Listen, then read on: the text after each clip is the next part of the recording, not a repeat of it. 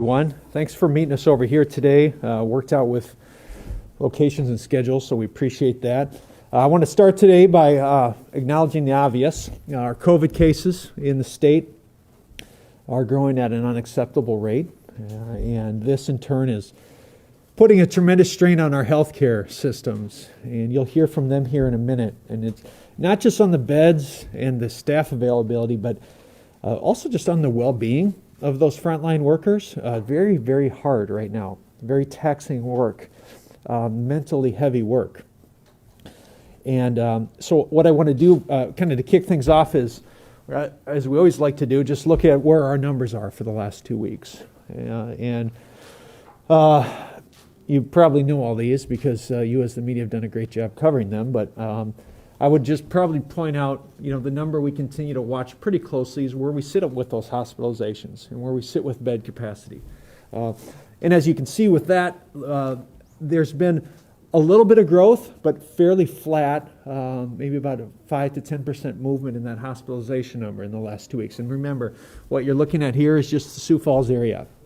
This is not statewide data, it's just for Sioux Falls. So the surge plans are in full effect that our systems are executing. And remember our original goal of flattening the curve. We don't use that much anymore. 15 days to slow the spread. Remember that one? The goal of that, again, was to ensure that this number stays low so that when there are heart attacks, when there are critical surgeries, when there are COVID cases, we have bed availability. And so that continues to be the goal, but I will say today, that bed capacity is very, very limited, okay? It's become also very challenging to try and message or mandate the appropriate behavior that we need from our community. Messaging and mandates both have pros and cons and flaws and benefits. But we're going to keep trying. And it's no surprise to anyone here in the room that my preference has always been messaging over mandates. There's not one activity, there's not one business type, there's not one sort of gathering that's more or less immune to the spread right now. And I share that because while many want to just focus right now on the topic of masks in public places, it's important to remember that sleepovers, social gatherings, break room lunches, dinner parties, these are all areas where COVID doesn't just take a break. And so while public spaces are going to be important, it's the totality of that behavior change that is really, really critical right now and that we need our community to focus on. So the vaccine news, which you're going to hear about, obviously is promising, but that is not imminent. That vaccine process is going to take time, and we need to see some behavior change now. So what can we do? Okay, what can we do right now, given the numbers where we're at across the state, across the region? You all know our state has taken a personal responsibility approach, and that's still going to be very key. We're not going to be able to mandate our way out of personal responsibility. That's still going to be very, very important. We have a couple council actions that you're going to be seeing tonight at the city council meeting. One is a resolution, a resolution called the One Sioux Falls COVID Action Plan. It's going to be a 30-day plan with the opportunity to extend that. But really the goal of that is to start to shift the dialogue away from just one single mitigation measure and look at what are all the things that we need to adopt as a community. Masks will be addressed in that. Hand hygiene will be addressed in that. Physical distancing will be addressed in that. But some other things we're not talking about near enough will be addressed in that. One of those is the need for people to monitor their physical and emotional health right now. There is a mental fragility in our community right now like I've never seen. And there's a tension and an anger and an emotional kind of wave that's really impacting people, and they're seeing it in the healthcare systems as well. We also need businesses for the next 30 days to really encourage remote work environments for their employees. A lot of businesses kind of came back. The city of Sioux Falls, a lot of our remote employees came back. We're encouraging our directors, our leadership, to allow for remote work environments whenever possible right now. because we need to have those kind of isolated work environments during this time. We're also going to be asking patrons, you as community members, to patronize businesses that are joining what's called the Safer Sioux Falls Pledge, and Jeff Griffin's going to talk about that here in 1 minute. You know, I have said from the start, people always ask me, who are you listening to? Who's your counsel? Who are you taking guidance from? And I take guidance from our state medical leaders, okay? It's places like the Medical Association, that's the CMOs, frontline healthcare workers. I don't put as much stock in the national talking heads that we've all got to know around this. I want to know what's happening on the local level. In the past couple days, our healthcare partners have, for the first time, asked for a mask mandate in the city. That's new for the first time. So that will play into account at the mask reconsideration vote tonight. That will be on the agenda. That the vote from last week will be reconsidered. In addition, I also expect a no penalty amendment to be brought forward for that mandate, which will remove a penalty if there is a mask mandate in place.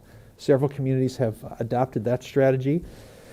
So with those developments, with those changes, I support the council's decision to reconsider that tonight. And based on what I know as I stand here today, I expect that will likely pass tonight. Last thing I'll say, I'm continuing to work hard to keep the mayors, at least in this region, somewhat unified on strategies and approaches. Yesterday we had a call with the mayors of some of the largest cities in the state to talk about our individual strategies and how we can stay together in this, because we're starting to see patchwork kind of legislation rolling out, and that's challenging, especially in the Sioux Falls MSA, where T and Harrisburg, Hartford, Brandon, Lenox, Canton, Crooks, Baltic, Del Rapids, what we do in Sioux Falls has a trickle-down effect to all of them, and so we're trying to stay unified. So I've also organized a call with all those mayors tomorrow to try and talk about what the after-action items from our council meeting will have to look like in their communities and how we can just continue to try and stay unified as mayors across the state. So in closing, we're going to be moving to weekly updates going forward every Monday, 1:30. Every Monday at 1:30 for the next several weeks. There's enough going on that I feel we have to move to that. We're trying to be very transparent and accessible on this. And so I would also encourage the media, if there's needs or requests or information that you need outside of this weekly meeting, please reach out to our office and we will get you the answers you need. So I'm going to turn over to Jeff Griffin. He's the president of the Greater Sioux Falls Chamber of Commerce to talk about that Safer Sioux Falls pledge that we're going to be enacting. Jeff? Thank you, Mayor. Thank you guys all for being here this morning. I'm very excited to share with you the launch of a new initiative we are calling Safer Sioux Falls.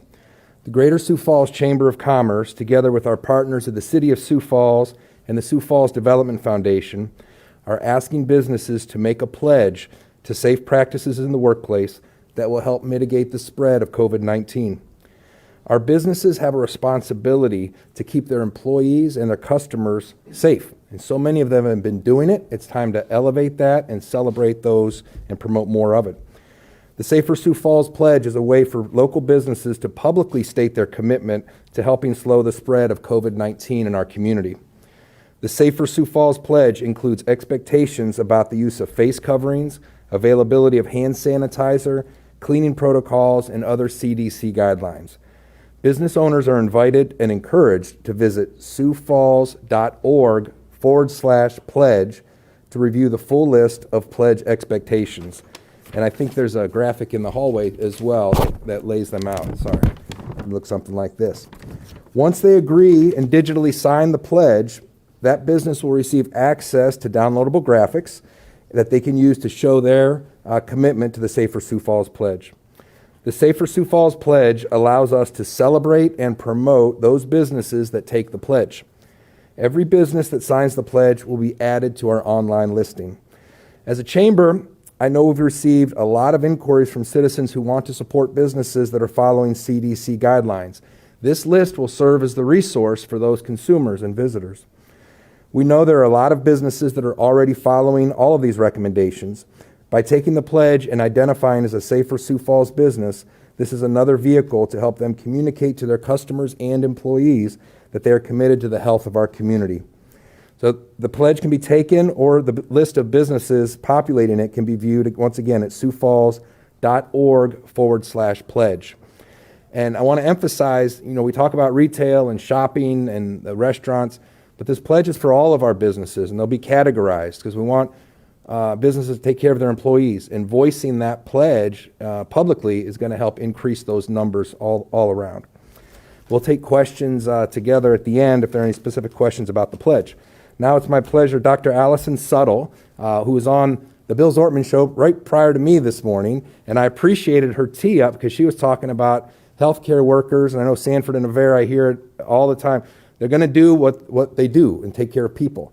This pledge is what businesses can do to help bridge that gap until we get these numbers down. We used to talk about sending one family member to the store for groceries. We need to remind ourselves of those things. So it's my pleasure now to pass it off to the medical professionals, and we'll start with Dr. Allison Suttle, Chief Medical Officer of Sanford Health. Thank you, and thank you, Mayor. So first, I'd like to provide an update about our employees. I'm so proud of all of our employees and all the hard work that they do. They've been at this for months, and it is hard work. And we are having, our surge plans are well underway, and we are doing very well with regards to our surge planning. We will continue to increase our capacity as the needs for our communities to continue to increase. So that is what we do as a healthcare organization.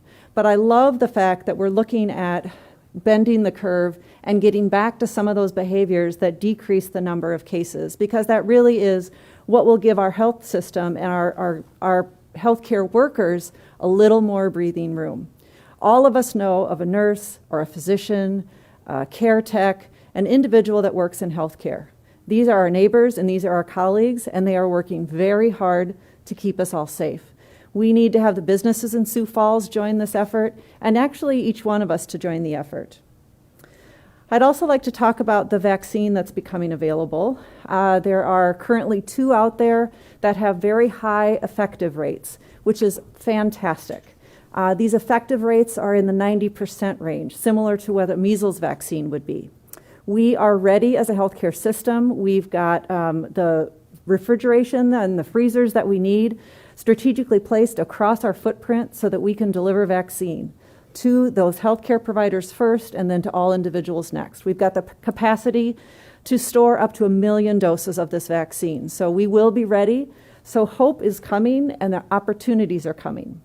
The other opportunity I would mention is that we are prepared now in our medical system, throughout our medical system, to deliver an IV or an intravascular infusion for a treatment for COVID that's done prior to hospitalization. So high-risk individuals, those that are likely to be hospitalized with COVID, there's now a medication that we can give at an earlier time point. So we will be deploying that starting this week and into next week, and we hope that that will help to decrease those hospitalization rates. But it still all boils down to personal behavior and personal responsibility. So the last thing I'll talk about is really the upcoming holidays and what I hope we can all pledge to do as communities for those upcoming holidays. Large groups of people getting together for long periods of time in indoor spaces is a great way to spread the virus. This virus spreads without any symptoms.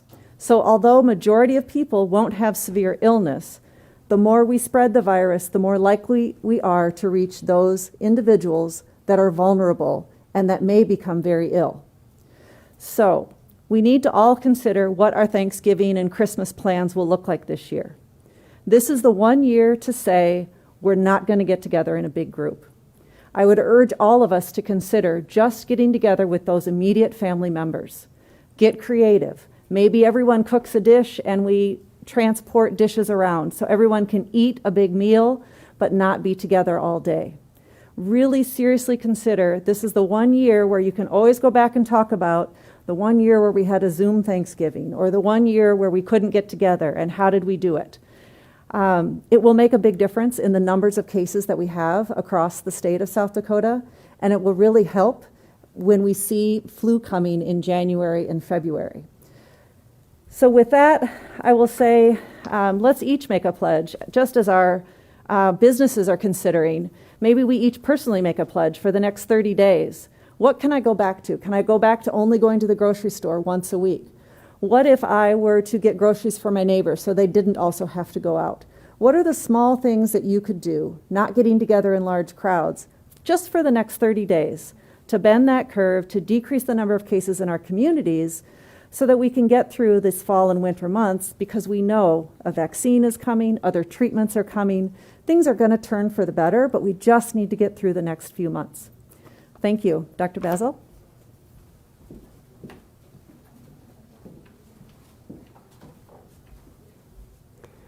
Thank you, Dave Basil with Avera. First off, Mayor and City Council, thank you for all the efforts that you're doing on our behalf to control the spread throughout the city and throughout our area. Your work is appreciated and sometimes not a very thankful job, I'm having a feeling at this time, so thank you for your efforts. As we look back over the last several months, through the summer of Avera, we saw a pretty steady, constant, kind of medium level of hospitalizations in regard to COVID. Then August hit, and our number of hospitalizations doubled during the month of August. It doubled yet again in September, doubled a third time in October, and continues to increase pretty rapidly during November. We have gone now to a point where we are pretty much all of Avera's hospitals are running at or over capacity for the last several weeks. For example, I looked at our dashboard yesterday, and across our 37 hospitals, we had 11 open ICU beds, which generally every hospital tries to keep at least one code bed open so that when somebody really deteriorates, that we have some place to take them, and we don't even have that at all of our hospitals today. Despite taking, our surge plans are in full effect right now. We've more than doubled the number of ICU beds that we have available at Avera McKinnon here in Sioux Falls. We're even going so far as to put 2 patients in one room in some ICU rooms that are big enough to accommodate that. Ventilators are starting to get a little bit shorter supply than they used to be. We've got some more on order that we hope we can get through the next week, so that those will be coming in next week. We are really at historical levels. Pretty much across all of our hospitals are as high of a level as they've been at any point in the last 25 years. Additionally, we're doing things like we're deferring whatever surgeries can be safely done so to free up those beds to take care of COVID patients. We're in many of our communities, we are partially shutting down clinics so that we can bring those physicians and staff into the hospital to care for hospitalized patients. We also are doing a lot. Avera has always been very big in telemedicine, so we're monitoring over 1,000 patients right now with COVID at home through a variation of in-person and remote home monitoring, including 160 patients that are on home oxygen right now that we're being able to safely keep out of the hospital with COVID to free up those beds for sicker patients. And so I agree, we've taken a lot of efforts, but it's time to take that next step, because the numbers continue to increase. What we're doing right now is not enough, and the numbers continue to increase. So I agree with Dr. Suttle. It's back to basics, thinking about some of those things that we did back in April and May, trying to cut down on the number of trips that you've done, thinking about otherwise as social distancing. Masks. I know the public is tired of hearing about masks, but until we increase the masking that we're doing, we won't be able to get this under control. I agree with the small group gatherings right now over the holidays and stuff. Really need to rethink a lot of those type of measures. And then lastly, the isolation and quarantine procedures. If you have symptoms and there's a possibility that you may have COVID, then you need to isolate for those 10 days. You need to isolate when you're getting those test results back. If they're positive, you're isolated for the full 10 days. Any close contacts to a positive needs to quarantine for 14 days, because it can take that long for symptoms to occur and us to be able to detect it after you get exposed to that person. So even if you test negative, if you're a close contact, you got to stay quarantined for 14 days. So you actually get to go back to work sooner if you have symptoms than if you're quarantined because you're a close contact. And we've seen that slip a little bit. And early on in that illness, right when you're getting tested and stuff, is generally when you're the most contagious. And so that's when it's most important to stay away from others while you're waiting for that test result to come back. That's really important. Then the last thing that I'll say is just a heartfelt thank you. Thank you to workers of all kinds, whether that's grocery stores, teachers, protein plant workers, retail of all type, going out there and putting it on the line every day. Thank you guys so much. We appreciate what you're doing.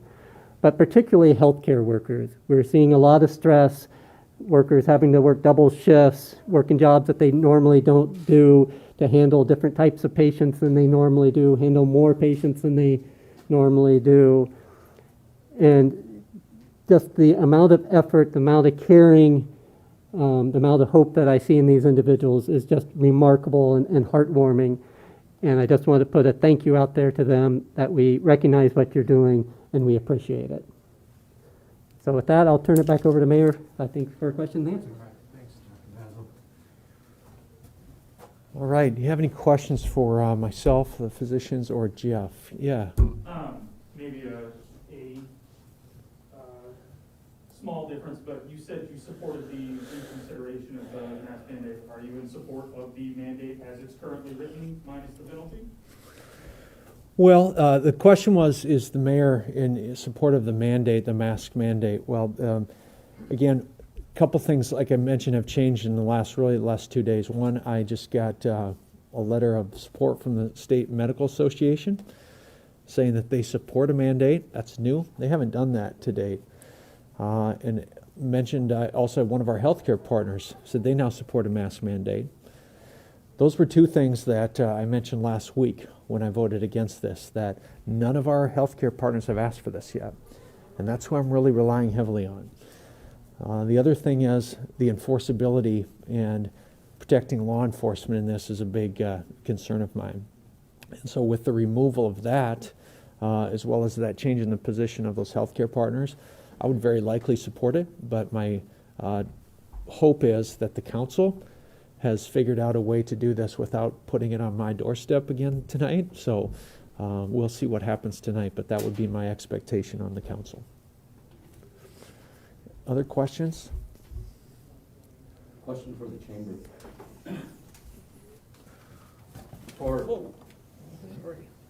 For businesses that sign up for your pledge, are they going to receive extra resources or anything additional to help accommodate that pledge? Yeah, so we've been providing resources, all we have, to everyone, chamber and non-chamber member for that matter. The biggest benefit they're going to get is the consumers that are contacting us, asking where they can go shopping where they feel safe or eating where they feel safe. We'll now have that list ready for them to look at. And I do think there's a real strong energy in that unified voice of our businesses, including our major employers. Okay. Any other questions today? All right. Great. Thanks for being here, everyone. Be safe.